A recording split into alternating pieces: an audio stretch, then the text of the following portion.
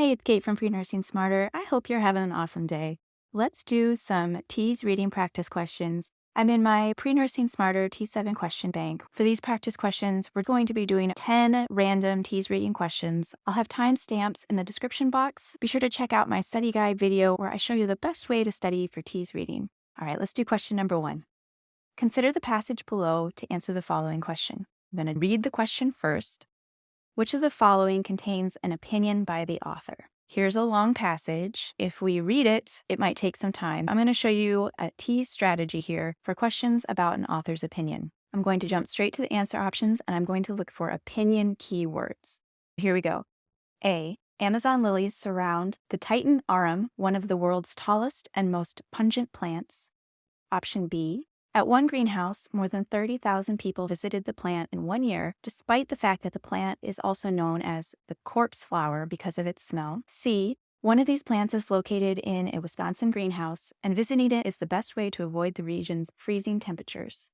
D. This greenhouse also features a garden planted via the phylogeny, I'm going to mispronounce it because I'm reading out loud, group system.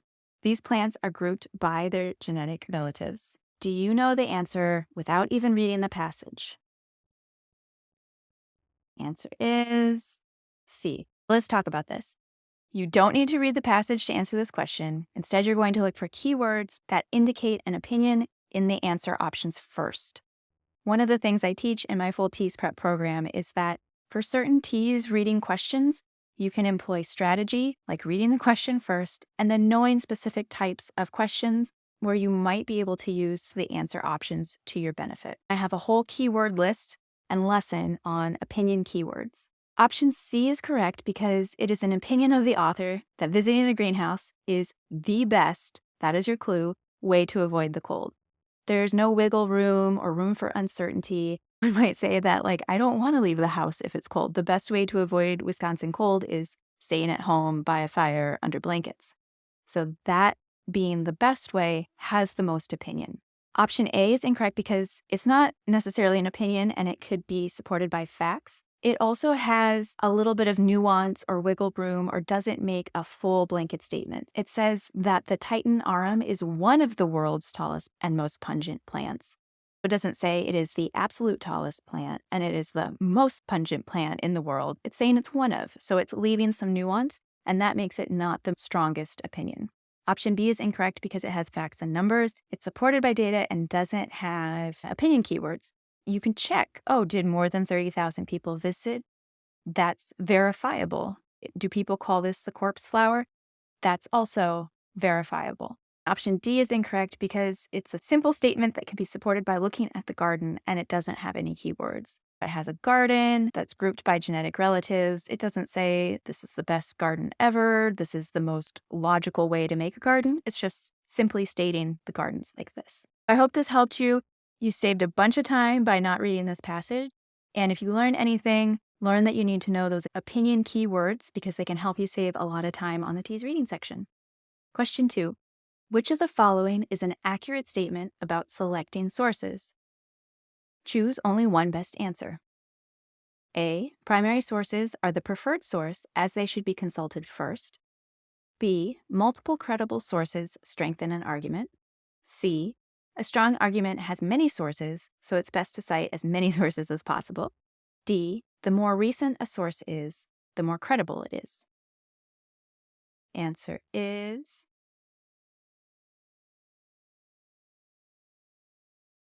B. Multiple credible sources strengthen an argument. This is why if you're in college right now or recently and you have to write a paper, your professor or teacher usually requires a certain amount of sources to get a good grade on that paper.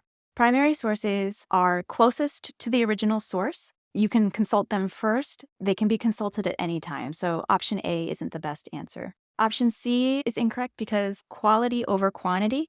Your sources should be credible, reliable, and enhance the argument. And it's good to have a good amount, but you don't need to fill your papers or your arguments with sources everywhere. Option B is a better answer. Option D is incorrect. Older sources should be evaluated for their historical context, but publication date does not necessarily affect the source's quality. Recent sources can lack credibility as well.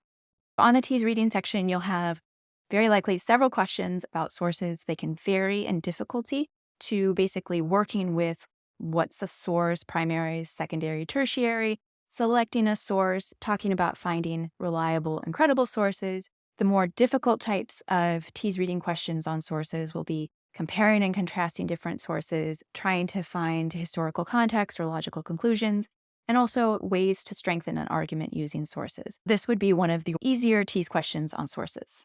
Question 3. You see a graphic communication from your local city government that recommends washing your hands, wearing a mask, and keeping social distance. What type of communication is this? Choose one best answer. A, memo. B, brochure. C, public announcement. D, census. The answer is C, public announcement.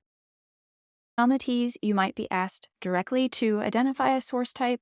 You might be needing to work with a primary, secondary, or tertiary source type, or you might also be able to compare and contrast source types or use more critical thinking. This is very much just an identification style. What type of communication is this?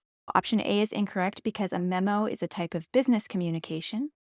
Option B is incorrect because a brochure is usually a glossy sales document. You might see these in a hotel lobby or somebody drops off a brochure at your doorstep. Option C is correct. A public announcement gives factual, easy to understand information. You might know these as the more you know with that little star wipe or whatever. Public announcements are usually informing the public by typically a government agency. Option D is incorrect. Though a census is a government document, it doesn't give guidance on behavior to the general public. This is a government message meant to inform the public. John has a dairy allergy, but is hungry for a snack. Which of the following snacks should he choose? Choose only one best answer. A, Captain Sugar, cocoa powder, high fructose corn syrup, wheat flour, lactose, almonds, natural and artificial flavors. B, Snack Attack, dark chocolate, wheat flour, corn syrup, cream, peanut butter, vanilla extract. C, Protein Punch, soy powder, sugar, whey, cocoa powder, puffed rice, dried apples, natural and artificial flavors. D, Paleo Paradise, macadamia nuts, almonds, dark chocolate, coconut cream, coconut oil, vanilla extract, and natural flavors. John has a dairy allergy but is hungry for a snack. Which of the following snacks should he choose? The answer is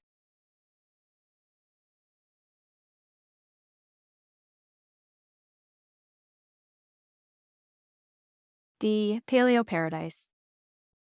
Option A is incorrect because it contains lactose, a word that indicates dairy. Option B is incorrect because it contains cream. Where is that? There it is. Option C is incorrect because it contains whey, which is a milk protein. Option D is correct because even though it contains cream, it contains coconut cream, which is non-dairy because coconut doesn't come from a cow. Your best bet is to read slowly and use the process of elimination. A quick caveat about these style of questions. They were more on the TEAS 6, which was the version of the exam used, through 2016 through 2022. On the TEAS 7, it seems like they have de-emphasized this question type, but I do want you to be aware that you might see it. In my TEAS Prep program, I have a full list, a cheat sheet of other words that mean dairy or common food additives and strategies to help you with this. This is all too great to know because you're going into healthcare, so you should know about food allergies as well. It's great to learn now. Then let me know in the comments, did you see a type of question like this on the TEAS, and what would you recommend for another student? Question 5. Which of the following are examples of theme? Choose all answers that apply. Always check if you have a one-answer question or a multiple-answer TEAS reading question. A, good versus evil. B, social hierarchy. C, person versus nature. Or D, person versus person. Answers are all of the above. All of these are examples of themes. Themes can be quite broad. They often relate to social structures, human experiences, or time periods. This question shows you that when you're on the TEAS reading section, or any TEAS section really, always double check if it's a select all or if it's a one answer question, because if you're in a hurry and you're nervous, you might just say, oh, good versus evil. There it is. Select, move on. Use the following passage to answer the question below. Because this is a TEAS reading question with a long passage, I'm going to go read the question first. Which of the following sentences would be best used as a transition in this passage? Choose one best answer.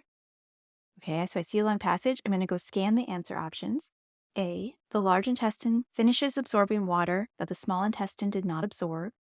B, food travels down the esophagus to the stomach where the second stage of digestion begins. C, partially digested food is referred to as chyme. D, hydrochloric acid, pepsin, and gastric lipase are involved in stomach digestion. So I'm looking for a transition sentence. You'll notice that none of these necessarily have transition words like therefore or next or however. It's looking like we're going to be finding a way to transition through ideas. Here's the passage. You can pause it. I'll go ahead and read it if you're studying in a car or whatever. Digestion occurs in stages. Carbohydrate digestion begins in the mouth.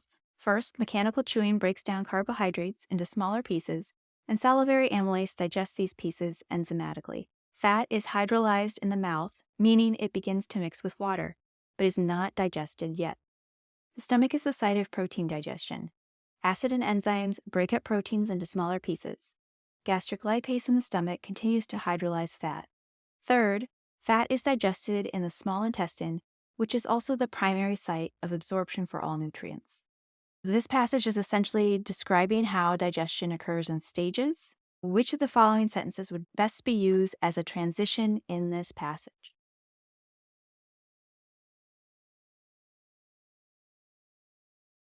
The answer is B.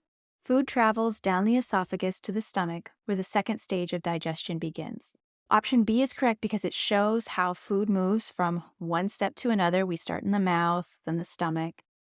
And it also has a missing transition word here, second, where the second stage of digestion begins. We have first, mechanical chewing breaks down carbohydrates, and we have a third, but we don't have a second. So this second helps here with showing a transition between the mouth and the stomach. Option A is incorrect because it doesn't link any ideas, though it does follow the progress of the essay. We might logically conclude that after we talk about the small intestine, we'll talk about the large intestine. However, that's not a transition. It's more showing the next step or sequence and a logical conclusion of what that might be. Option C is incorrect because it provides more supporting details, but does not link ideas. Partially digested food is referred to as chyme, would likely be somewhere in the second stage. Option D is incorrect because it provides more supporting details, but does not link ideas. Transitions show connections and often have a linking word. In this case, it's a sequential word, second. Question 7. Which of the following sources has the highest degree of separation from its original work? Choose only one best answer. A. Internet content. B. Primary sources. C. Tertiary sources. D. Ancient artifacts. The answer is tertiary sources. On the TEAS, you might be asked about primary, secondary, or tertiary sources. Tertiary sources are curated and usually have been given additional context. Tertiary suggests that they are 3 tertiary degrees from their original source. Option A is incorrect because content on the internet, often blogs and chats, are typically considered primary sources. Option B is incorrect because primary sources are the original work, so it's not separated from the original work. And option D is incorrect because ancient artifacts or any artifact is a primary source. Primary sources are typically the original work. Question 8. Use the passage below to answer the following question. We're going to jump to the question. Which of the following best describes the purpose of the words in bold? This is a cue that we probably don't need to read the passage. It is quite a long passage, and instead we're going to just check out the words in bold. Let's scan the answer options first. We're going to choose one best answer. A, to indicate a subheading. B, to indicate extra information. C, to indicate emphasis. Or D, to indicate a title. So the bold, we have it used 3 times here. It looks like the title, which is underlined, is Caffeine, the World's Stimulant. And then we have in bold preparation, physical effects, and popularity. So the answer is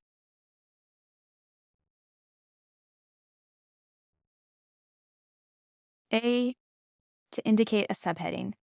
It's labeling these longer paragraphs. It's the best answer here because you could say, oh, bolding can be used for emphasis. It can also be used for extra information. But subheading is the best answer here. B is incorrect, though the words in bold might give additional context. There's the better answer of subheading, particularly because the words in bold provide organization and structure. Option C, emphasis, is incorrect. Words in bold often show emphasis, but in this case, there's a better answer because of that organization and structure. Option D is incorrect. The title is at the top of the page and uses a different text feature, underlining.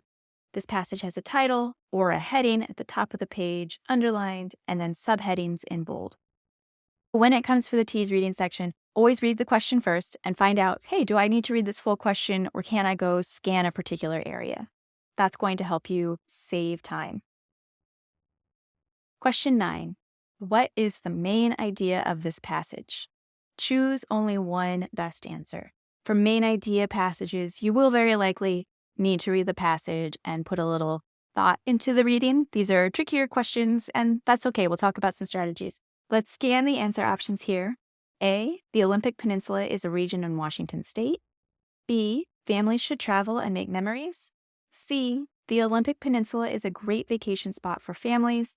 Or D, families should travel with plenty of supplies like swimsuits and rain gear. So already we're thinking of some possible topics for this passage. It could be the Olympic Peninsula, Washington, families and travel. Those are kind of the key words that are jumping out here.